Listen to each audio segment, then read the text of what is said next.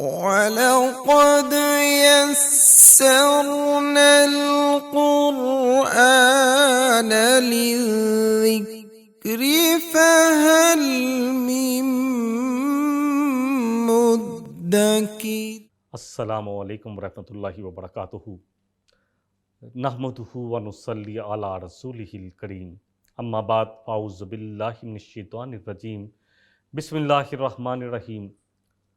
رب اشرح لی صدری ویسر لی امری واحلل عقدۃ من لسانی یفقہوا قولی۔ قصہ ابراہیم چل رہا ہے۔ الحمدللہ اب کافی چیزیں ہم بیان کر چکے ہیں ابراہیم علیہ السلام کی قربانیوں کے بارے میں، آپ کا اپنے وطن کو چھوڑنا، اپنے سب رشتہ داروں کو چھوڑنا، اپنے پورے کنبے قبیلے کو چھوڑنا، پھر آپ علیہ السلام کا آگ میں بے خطر کود جانا، پھر آپ علیہ السلام کا اللہ اکبر اسماعیل علیہ السلام کی گردن پر چھری چلانا، یہ سب کچھ الحمدللہ بیان کیا جا چکا ہے۔ پھر آپ نے کعبہ کو تعمیر کی، اور کعبہ کی تعمیر کے دوران آپ یہ دعا مانگ رہے تھے، ربنا تقبل منا، کہ اللہ ہم سے یہ قبول فرمانا یہ ہماری کوشش کو جو ہم نے تیرے لیے کی، صرف تیرے لیے کی۔ اگلی دعا جو ہے سورہ البقرہ کی آیت نمبر 128 لے لیتے ہیں۔ آپ یہ دعا بھی مانگ رہے تھے، ربنا وجعلنا مسلمین لک، کہ اللہ ہم دونوں کو اپنا مسلم بنانا، فرما بردار بنانا، اور اللہ ہماری اولادوں میں ایک امت پیدا کرنا جو تیری فرما بردار ہو، تیری مسلم ہو۔ اللہ اکبر۔ ایک دعا مانگی تھی رزق کے لیے، اور اس کے بعد کتنی دعائیں ہیں جس کا ہم نے ذکر کیا، کیا کیا دعائیں مانگی کہ اللہ جو بھی ہم کام کریں اس کو قبول کر۔ پھر کتنے کام کیے اللہ کے لیے، جو حکم آتا رہا کرتے رہے، اللہ کا گھر تعمیر کیا۔ اللہ اکبر۔ اب جب گھر تعمیر ہو گیا تو اب یہ دعا مانگ رہے ہیں، کیا دعا مانگ رہے ہیں کہ اللہ مجھے اور میرے بیٹے اسماعیل کو، ہم دونوں کو اپنا فرما بردار بنانا، اور اے اللہ ہماری اولادوں میں سے ایک مسلم امت کو اٹھانا۔ اللہ اکبر۔ وَأَرِنَا مَنَاسِكَنَا، اور اے اللہ ہمیں اپنی عبادت کے طریقے میں سکھا دے۔ وَتُبْ عَلَيْنَا، اور اے اللہ ہماری توبہ کو قبول فرما، ہمیں معاف فرما دے۔ کر رہے ہیں نیک کام، اور اللہ سے بار بار یہ بھی التجا کر رہے ہیں کہ اللہ قبول کر لینا، اللہ ہمیں طریقے سکھا دینا۔ ہم سمجھتے ہیں کہ ہمیں دین کا طریقہ سب کچھ خود ہی آتا ہے، نہ سیکھنے کی کوشش کرتے ہیں، ہاں سنا کر یا پوچھ پچھا کر بس تھوڑا بہت عمل کر لیتے ہیں۔ وقت ہی نہیں ہے دنیا کی تعلیم کے لیے 20 22 25 سال لگانے والے ہم لوگ، کیونکہ ہمیں اس چیز کا یقین ہے کہ اگر ہم نے نہ پڑھا تو دنیا میں کامیاب نہیں ہوں گے۔ اللہ کا دین، اللہ کا قرآن، نبی صلی اللہ علیہ وسلم کے پاک فرمان، ان کو پڑھنے کے لیے ہمارے پاس وقت ہی نہیں ہے۔ پوچھ لیں گے، جو بھی کسی نے بتا دیا، صحیح بتایا غلط بتایا، عمل کر لیں گے۔ ہم اپنی جماعت، اپنے مسلک کے لوگوں سے پوچھ لیں گے، اب کیا بتایا انہوں نے، پوچھنے کی ضرورت نہیں ہے، ان سے حوالہ بھی نہیں مانگیں گے کہ یہ کہاں سے لیا آپ نے، بھائی بتا دو ہمیں کہ قرآن کا ہے، قرآن کی آیت ہے، اللہ کا حکم ہے، اللہ کی بات ہے، یا نبی صلی اللہ علیہ وسلم کی بات انہوں نے فرمایا ہے، قرآن اور حدیث میں ہے، کہاں ہے؟ نہیں، ضرورت ہی نہیں ہے۔ سیدھا بس عمل کرنے کی کوشش کریں گے کہ چلو یار جان چھوٹی، ہمیں کہاں اتنا وقت ہے، ہم نے تو دنیا کمانی ہے، آخرت کے لیے بس اتنا ہی کافی ہے جتنا ہم نے کر لیا۔ یہاں کیا کردار ہے، یہاں کون لوگ ہیں؟ یہاں وہ لوگ ہیں جن کے لیے اللہ نے اعلان کیا ہے، اور ابراہیم علیہ السلام کے لیے اللہ نے کیا اعلان کیا ہے کہ میں نے آپ کو پورے انسانوں کا امام بنایا ہے، یعنی آپ پیشوا ہیں، آپ کے نقش قدم پر تمام انسانوں کو چلنا ہے۔ دعائیں کیا ہو رہی ہیں؟ دعائیں یہ ہو رہی ہیں کہ اللہ قبول کر لینا، اتنا قربانیوں کے بعد بھی کیا دعا کریں، اللہ قبول کر لینا۔ پھر سب سے پہلی دعا جو مانگ رہے ہیں وہ اپنی اولاد کے لیے، کہ اللہ، ساتھ ابراہیم علیہ السلام ہے کہ اللہ ہم دونوں کو، مجھے بھی اور میرے اس بیٹے کو، دونوں کو اپنا فرما بردار بنا، اللہ اپنے لیے مسلم بنا، اپنے لیے یکسو کر دے۔ اور پھر دوسری دعا، اللہ میری اولاد سے ایک امت بھی برپا کرنا، ایک امت ایسی بنے جو تیری فرما بردار ہو۔ اللہ فرما رہے ہیں کہ کیا دعا مانگ رہے تھے کہ اے اللہ بے شک آپ بہت توبہ کو قبول کرنے والے ہیں اور بہت رحم کرنے والے ہیں، انک انت التواب الرحیم، بے شک اے اللہ آپ بہت توبہ قبول کرنے والے ہیں، بہت بخشنے والے ہیں۔ اور خوب رحم کرنے والے ہیں۔ یہ ہے وہ دعائیں جو ابراہیم علیہ السلام مانگ رہے تھے۔ دیکھیں یہ دعائیں اللہ نے بہت ساری جگہ پہ، انسان کو جب بھی کوئی نعمت ملتی ہے نا، وہ انسان سب سے پہلے چاہتا ہے اللہ کرے کہ اللہ میری اولاد کو بھی یہ نعمت دے دے۔ پھر جو ہماری سوچ ہوگی، اگر ہماری سوچ دنیا کے لیے ہے، دنیا کی ڈگری ہے، تو پھر دنیا کے لیے دعائیں کریں گے کہ اللہ میرے بیٹے کو بھی ڈاکٹر بنا دے، انجینئر بنا دے، اللہ اس کو اس عہدے پہ پہنچا دے۔ اور اگر میرا اور آپ کا رجحان دین کی طرف ہے، اگر اللہ ہم سب کو قرآن اور سنت کے ساتھ جوڑ دے، تو پھر دل سے یہ دعا نکلے گی کہ اللہ میری اولاد کو بھی اس قرآن کے ساتھ جوڑ دے، اللہ میری اولاد کو بھی اس دین کے ساتھ جوڑ دے، اللہ میری اولاد سے بھی اس دین کا کام لے لے۔ پھر یہ دعا نکلے گی۔ اس کے لیے ضروری ہے کہ سٹارٹ اپنے ذات سے ہوگا۔ سب سے پہلے قو انفسکم، اپنے آپ کو بچاؤ، واہلکم نارا، اور پھر اپنے گھر والوں کو بچاؤ۔ یہ ہے وہ چیز۔ یہاں ابراہیم علیہ السلام یہی دعا کر رہے ہیں۔ بہت ساری دعائیں قرآن میں ہمیں ملتی ہیں جو انسان، جو بھی لوگ ہیں وہ اپنی اولاد اور اپنے گھر والوں کے لیے کرتے ہیں، جو نیک ابرار سارے لوگ ہوتے ہیں۔ جیسے سورہ فرقان کی آیت نمبر 74 میں آتا ہے والذین یقولون ربنا، یہ کون ہے؟ رحمان کے بندے، جس کے بارے میں اللہ نے کہا کہ یہ رحمان کے بندے ہیں، عباد الرحمان۔ جو رحمان کے بندے ہیں وہ کیسی دعائیں مانگتے ہیں؟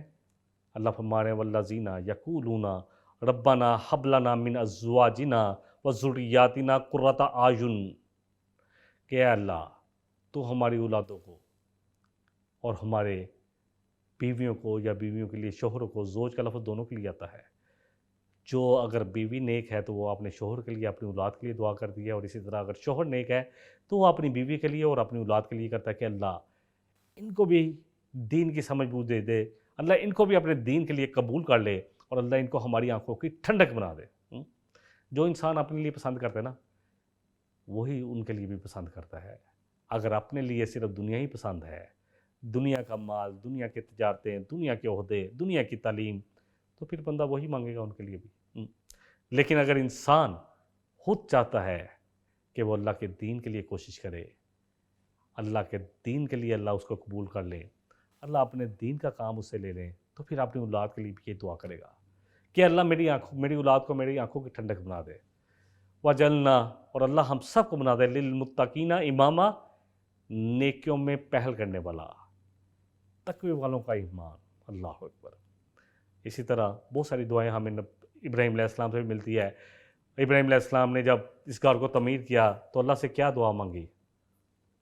ربی جعلنی مقیم الصلاۃ ومن ذریتی، اللہ مجھے بھی اور میری اولاد کو بھی، ہم سب کو نماز کا پابند بنا دے۔ ربنا وتقبل دعا، اے اللہ ہماری دعاؤں کو قبول بھی فرما لے، جو مانگ رہے ہیں وہ عطا کر دے۔ اسی طرح بڑی خوبصورت دعا آتی ہے سورہ احقاف کی آیت نمبر 15 میں، جب سمجھ بوجھ جس شخص کو آ جاتی ہے تو وہ کیا دعائیں مانگتا ہے؟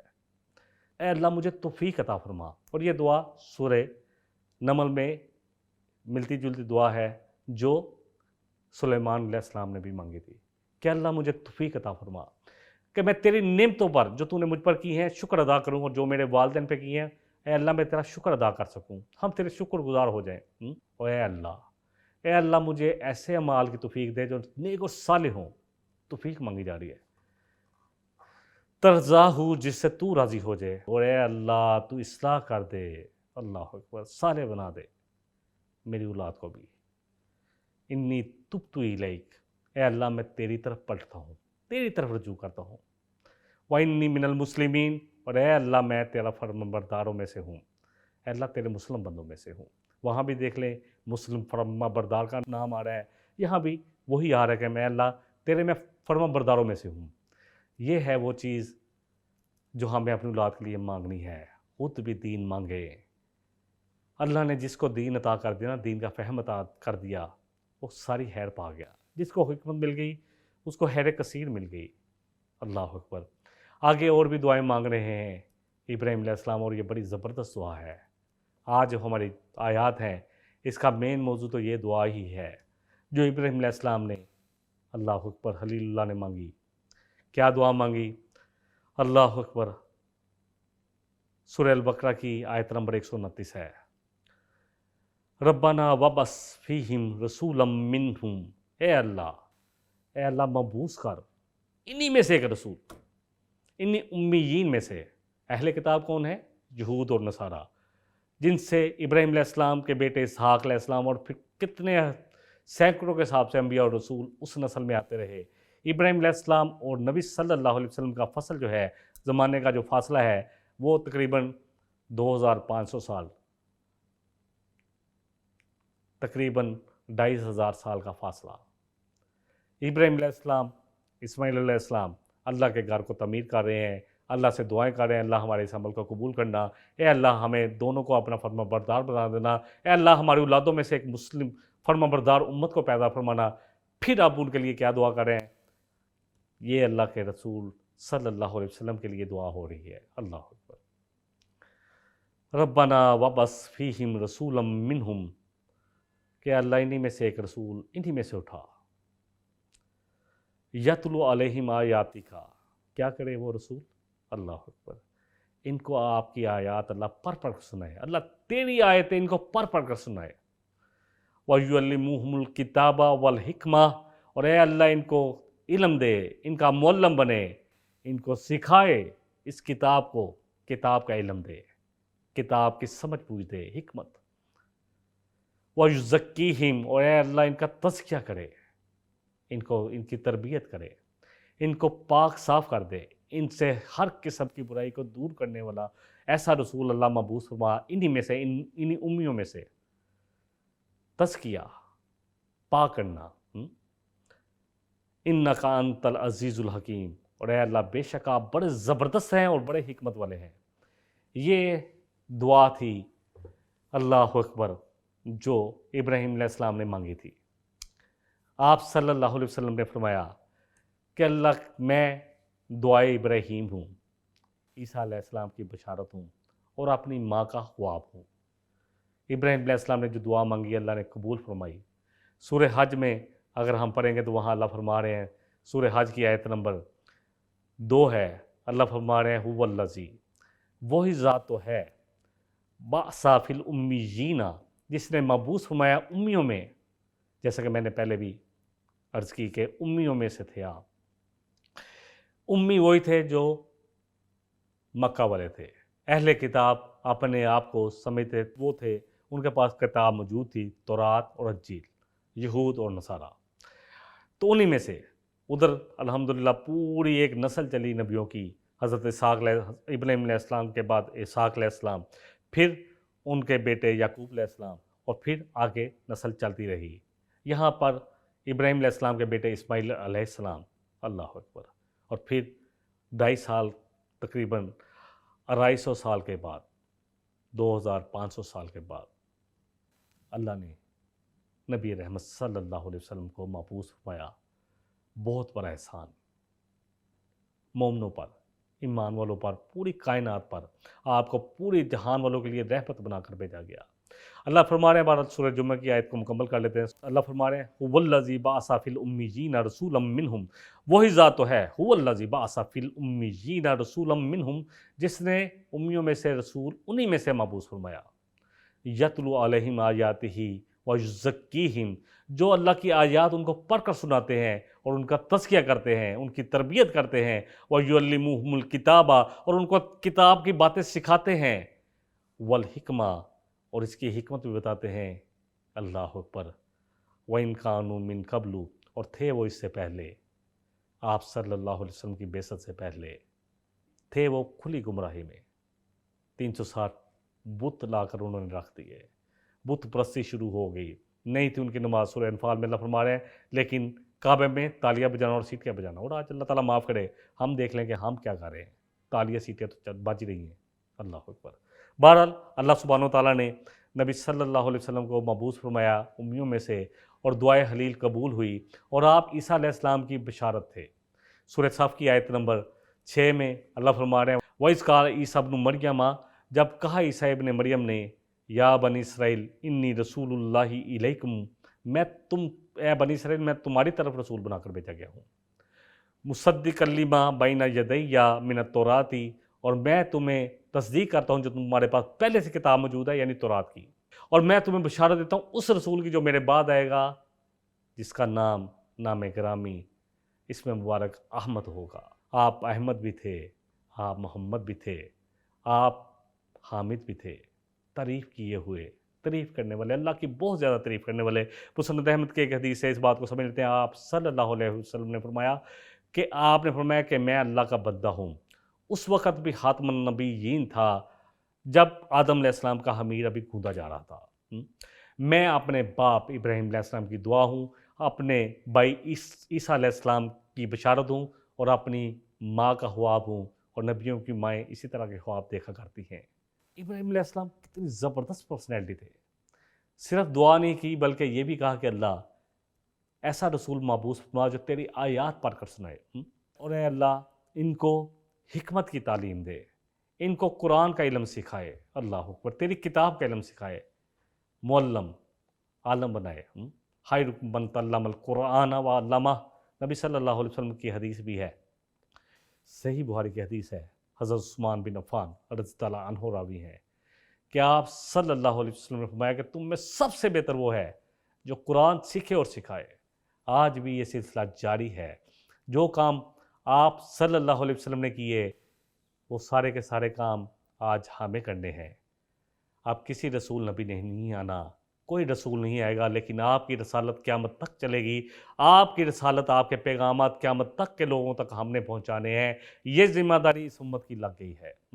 اللہ فرما رہے ہیں سورہ البقرہ کی آیت نمبر 151 میں، اس آیت کو، اس بات کو اللہ نے چار جگہ بیان کیا۔ ایک تو دعائے حلیل ہے، ابراہیم علیہ السلام کی دعا، اس کے بعد سورہ البقرہ کی آیت نمبر 151 میں اللہ فرما رہے ہیں کما ارسلنا فیکم رسولا منکم، جس طرح کہ ہم نے تم میں سے ایک رسول کو تم میں مبعوث فرمایا، یتلو علیکم آیاتنا، جو تمہیں ہماری آیات پڑھ کر سناتا ہے، وہ یزکیکم، اور تمہاری تربیت کرتے ہیں، تمہارا تزکیہ کرتے ہیں، وَيُعَلِّمُكُمُ الْكِتَابَ وَالْحِكْمَةَ، اور وہ تمہیں سکھاتے ہیں، علم دیتے ہیں کتاب کا اور حکمت کی باتیں سکھاتے ہیں، وَيُعَلِّمُكُم مَّا لَمْ تَكُونُوا تَعْلَمُونَ، اور تم میں وہ کچھ سکھا رہے ہیں جو تم پہلے نہیں جانتے تھے۔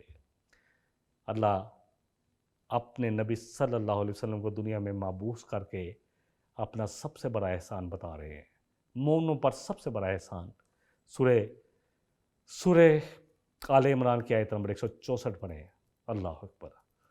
اللہ نے جب آپ کو رسول کے طور پر مبعوث کیا، آپ کا پیدا ہونا ہی پوری کائنات کے لیے رحمت تھا۔ احسان کے بارے میں اس وقت فرما رہے ہیں جب اللہ نے آپ کو مبعوث فرمایا۔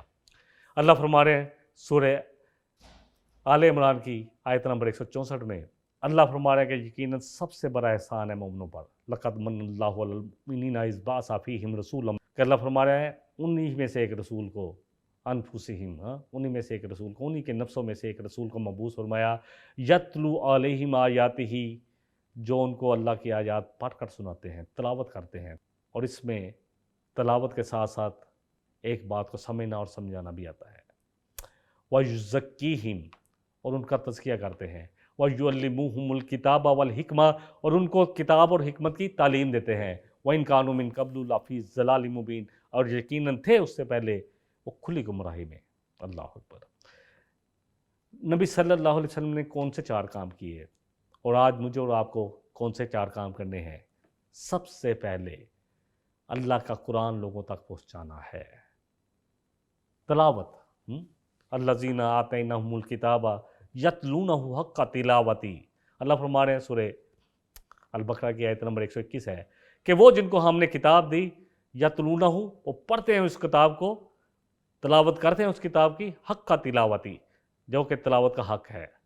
بس یہی لوگ ہیں جو اپنے دعوی ایمان میں کہ وہ ہم کی کتاب پر ایمان رکھتے ہیں، سچے ہیں، اور جو انکار کر دے، نہ کرے، حق ادا نہ کرے تلاوت کا، تو وہ کون ہے؟ خسارہ اٹھانے والوں میں سے ہے۔ تلاوت کا حق کیا ہے؟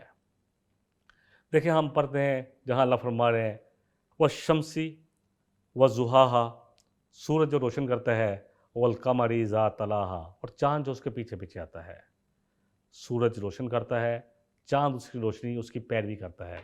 وَالشَّمْسِ وَضُحَاهَا، کہ سورج جو دن کی طرح روشن کرتا ہے اور چاند جو اس کی پیروی کرتا ہے۔ وہاں بھی تلاہا کا لفظ آیا ہے، یعنی پیروی کرنا۔ تلاوت میں پیروی کرنا ہے، سب سے پہلے تو خود پیروی کرنا ہے۔ پھر تلاوت کا حق کیا ہے کہ اس کتاب کو سمجھ کر پڑھنا، اس کو اپنے عملوں میں لے کر آنا، اس سے نصیحت اور اس سے ہدایت حاصل کرنا، اور پھر اسی کتاب کے حرام کو حرام جاننا حلال کو حلال جاننا اور اسی کے مطابق زندگی گزارنا اور پوری دنیا کے انسانوں تک اللہ کے پیغام کو پہنچانا، یہ تلاوت کا حق ہے۔ تلاوت کرتے ہیں جیسا کہ تلاوت کرنے کا حق ہے۔ اللہ فرما رہے ہیں کہ یہی لوگ ہیں جو مومن ہیں۔ نبی صلی اللہ علیہ وسلم اسی کتاب کے ذریعے اسی کتاب کے پیغام پہنچا رہے تھے، اور اسی کتاب کے ذریعے تذکیر بھی فرماتے اور اسی کتاب کے ذریعے تبشیر بھی فرماتے۔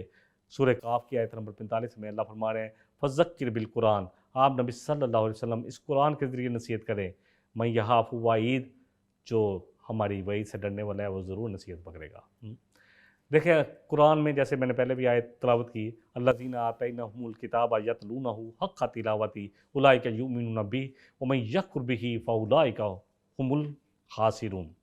جو انکار کرے تو وہی تو ہے جو خسارے اٹھانے والا ہے۔ نبی صلی اللہ علیہ وسلم کا یہ فرض منصبی تھا کہ آپ اللہ کے پیغامات لوگوں تک پہنچائیں، اس قرآن کو لوگوں پر تلاوت کر کر ان کو سنائیں، ان کو یہ قرآن کی تعلیم دیں، ان کو حکمت کی تعلیم دیں۔ بہت ساری جگہ پہ ہمیں ملتا ہے، سورہ طلاق کی آیت نمبر 11 دیکھ لیں، رسول یتلو علیکم آیات اللہ، اللہ ہمارے رسول صلی اللہ علیہ وسلم جو تم پر اللہ کی آیات تلاوت کرتے ہیں، رسول صلی اللہ علیہ وسلم جو کہ تم پر اللہ کے آیات، واضح آیات تلاوت کرتے ہیں تاکہ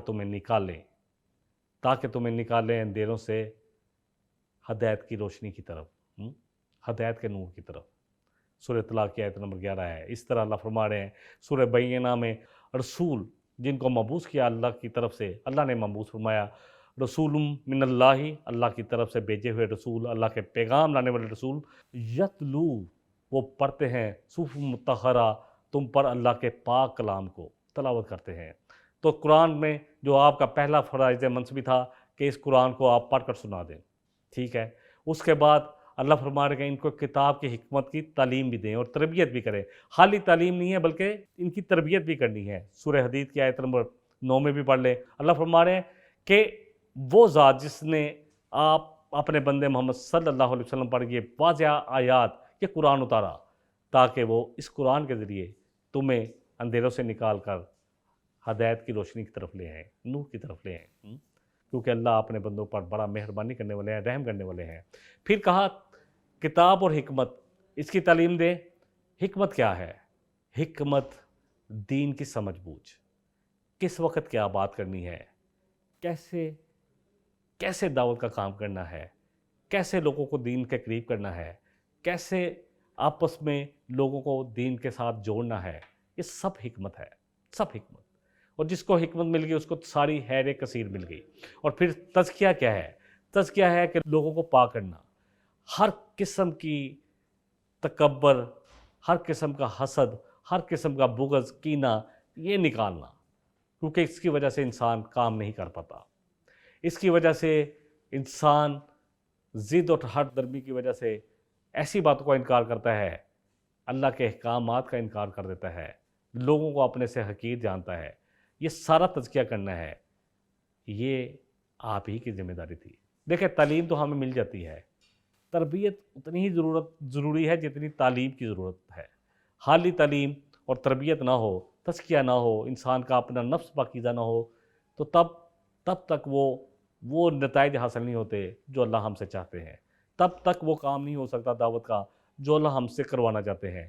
رسالت کا جو پیغام ہم نے لے کر پوری دنیا تک جانا ہے، اس قرآن اور نبی صلی اللہ علیہ وسلم کی پوری پاکیزہ زندگی کو دنیا کے لوگوں تک پہنچانا ہے، وہ اس وقت تک ممکن ہی نہیں ہے جب تک کہ ہم اپنا تزکیہ نہ کریں۔ اور جن لوگوں کو ہم اپنے ساتھ جوڑتے ہیں، سب سے پہلے اپنا تزکیہ کریں اور پھر ان کو بھی ان چیزوں سے روکیں جن سے ہم خود بچتے ہیں۔ یہ ہے تزکیہ نفس، اور اس کا وہی طریقہ ہے جو نبی صلی اللہ علیہ وسلم کا ہے۔ آج جو مختلف قسم کے تزکیہ نفس کے طریقے ہیں، ان کا قرآن اور سنت سے کوئی بھی ثبوت نہیں ملتا کہ اپنے آپ کو کہیں پہ 40 دنوں کے لیے چلہ کشی کرو، یہ ہم نے اپنی طرف سے بنا لیے ہیں، کہیں سے کوئی ثبوت نہیں ہے، یقین جانیں کوئی ثبوت نہیں ہے۔ رہبانیت، اللہ کے رسول صلی اللہ علیہ وسلم فرمایا کہ میرے دین میں کوئی رہبانیت نہیں ہے، بلکہ رہبانیت کیا ہے کہ اللہ کی راہ میں جہاد کرنا، یہ ہے دین۔ صبح کے وقت یہ کون ہوتے ہیں؟ مجاہد، اور رات کو کون ہوتے ہیں؟ یہ اللہ کی بہت زیادہ عبادت کرنے والے۔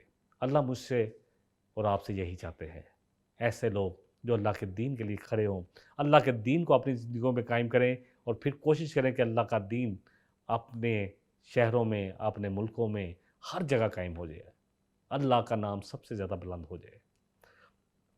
تزکیہ زکوٰۃ سے بھی ہوتا ہے، زکوٰۃ کا لفظ تزکیہ سے ہی ہے، جیسے سورہ توبہ کی آیت نمبر 103 میں آتا ہے خذ من اموالہم صدقۃ، اللہ فرما رہے ہیں کہ لے لیں ان کے مالوں میں سے صدقات کو، تاکہ یہ ان کو پاک کیا جائے اور ان کا تزکیہ کیا جائے، بہا وصلی، اے اللہ کے نبی صلی اللہ علیہ وسلم آپ ان کے لیے خیر کی دعا بھی کریں، ان کے لیے دعا بھی کریں۔ تزکیہ جو ہے یہ انسان کو پاکیزہ کرتا ہے۔ اللہ فرما رہے ہیں جیسے سورہ اعلیٰ کی آیت نمبر 14 ہے، قد افلح من تزکا، فلاح وہ پائے گا جس نے اپنا تزکیہ کر لیا، وقد خاب من دساہا، فنا کو ان کا جس نے اپنے آپ کو دنیا ہی میں لگا دیا، اپنی ساری کوششوں کو۔ سورہ شمس کی آیتیں ہیں جہاں پہ اللہ نے بہت ساری قسمیں کھانے کے بعد اس بات کو بیان کیا ہے، والشمسی وضحاہا، اللہ فرما رہے ہیں کہ سورج جو روشن کرتا ہے، والقمر اذا تلاہا، اور چاند جو اس کی پیروی کرتا ہے، والنہار اذا جلاہا، اور دن جب وہ روشن ہو جاتا ہے اس کی قسم، واللیل اذا یغشاہا، اور رات کی قسم جب وہ چھا جاتی ہے، والسماء وما بناہا، اور قسم ہے آسمان کی اور اس کو بنانے والے کی، والارض وما طحاہا، اور قسم ہے زمین کی اور اس کو بچھانے والے کی، اللہ اکبر، والنفس وما سواہا، اور قسم ہے انسان کی اور جس نے اس کو پورے کا پورا سالم صحیح برابر بنایا، اللہ اکبر، فَأَلْهَمَهَا فُجُورَهَا وَتَقْوَاهَا، اللہ فرما رہے ہیں ہم نے تم نے دونوں چیزیں رکھ دی ہیں، انسان کے اندر نیکی اور بدی دونوں کے جذبات رکھ دیے گئے۔ قَدْ أَفْلَحَ مَن تَزَكَّاهَا، اللہ فرما رہے ہیں وہاں پر سورہ اعلیٰ میں، اور یہاں اللہ فرما رہے ہیں قَدْ أَفْلَحَ مَن زَكَّاهَا، فلاح وہ پائے گا جس نے اپنے آپ کو پاکیزہ کر لیا، وَقَدْ خَابَ مَن دَسَّاهَا، اور جس نے اپنے آپ کو دنیا کی برائیوں سے آلودہ کر لیا تو یقیناً وہ خائب و حاصل ہوگا۔ بہرحال اللہ سے دعا ہے کہ اللہ جتنا ہم نے کہا ہے، جتنا سنا ہے، اور دیکھیں تزکیہ ہی ایسی چیز ہے جو انسان کو اللہ کے قریب کرنے والی ہے۔ اللہ فرما رہے ہیں جس نے بھی اپنے نفس کا تزکیہ کیا اس کا فائدہ اسی کو ہوگا۔ سورہ فاطر کی آیت لے لیتے ہیں، ایک دو آیتوں سے اور بھی باتوں سمجھ لیتے ہیں، وَمَن تَزَكَّىٰ فَإِنَّمَا يَتَزَكَّىٰ لِنَفْسِهِ، جس نے بھی تزکیہ کیا یقیناً اس کا تزکیہ اس کے اپنے نفس کے کام آئے گا، وَإِلَى اللَّهِ الْمَصِيرُ، اور تم سب کو اللہ ہی کی طرف لوٹ کے آنا ہے۔ اللہ فرما رہے ہیں جیسے سورہ طٰہٰ کی آیت نمبر، یہ تزکیہ کیا انسان کو کیا انعام ملے گا جو اپنا تزکیہ کرنے والے ہیں، اللہ فرما رہے ہیں کہ ان کے لیے ہمیشہ ہمیشہ والی جنتیں ہوں گی، تجری من تحتہا الانہار، جس کے نیچے نہریں بہتی ہوں گی، خالدین فیہا، ہمیشہ اس میں رہیں گے، وذالک جزاء من تزکیٰ، اور یہ بدلہ ہے، یہ ان لوگوں کو بدلہ ہے جو اپنا تزکیہ کرنے والے ہیں۔ اور پھر یہ کتاب، یہ قرآن الحمدللہ جو اللہ نے بھیجا ہے، یہ بشارت بھی ہے اور یہ بشرا بھی ہے، ہدایت بھی دیتا ہے، اور یہ حکمت کی باتیں جو اللہ نے آپ کو سکھائی ہے۔ اللہ جیسے فرما رہے ہیں سورہ اسراء کی آیت نمبر 39 ہے، ذالک مما اوحا الیک ربک من الحکمہ، اللہ نے جو کچھ بھی آپ پر نبی صلی اللہ علیہ وسلم وحی کیا ہے یہ سب اللہ کی طرف سے حکمت ہے۔ سورہ لقمان میں بھی آتا ہے، اللہ فرما رہے ہیں کہ ہم نے لقمان کو بھی حکمت عطا کی تھی۔ حکمت کیا ہے؟ سورہ البقرہ کی آیت نمبر 269 میں اللہ فرما رہے ہیں یؤتی الحکمت من یشاء، اللہ دیتا ہے جس کو چاہتا ہے حکمت، ومن یؤت الحکمت فقد اوتی خیرا کثیرا، اور جس کو حکمت مل گئی یقیناً اس کو ساری خیر کثیر مل گئی، نہیں نصیحت پاتے مگر صرف عقل مند لوگ۔ حکمت جو ہے یہ مومن کے لیے متاع گمشتہ کی طرح ہے، جہاں سے حکمت کی بات ملے زیادہ حق رکھتا ہے کہ اس کو لے لے، ترمذی کی حدیث ہے۔